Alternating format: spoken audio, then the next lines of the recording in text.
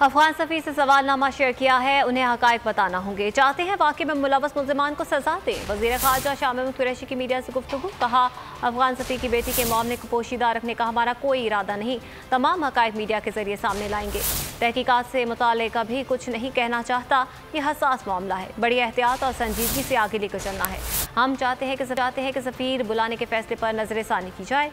हमने अफगान एम्बेसी और कौंसल खाने की सिक्योरिटी भी बढ़ा दी है।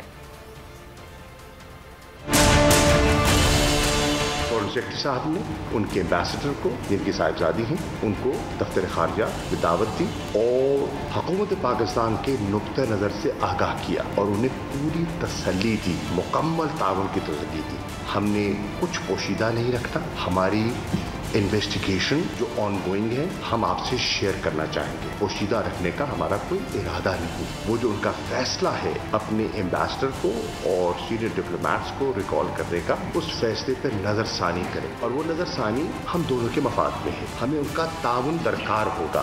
उसकी तफसीलात में मैं इस वक्त जाना मुनासिब नहीं समझता। जो इसमें मुजरिम है उन्हें बेनकाब करें, न सिर्फ उन्हें बेनकाब करें, इंसाफ के तकाजे पूरे किए जाए और जो जिम्मेदारान हैं वो करार वाक़ियों को सज़ा मिले। हमें आपकी सिक्योरिटी का पूरा एहसास है, लेकिन इस वाक़े के बाद हमने उन सब की सिक्योरिटी को बीफ अप भी किया है।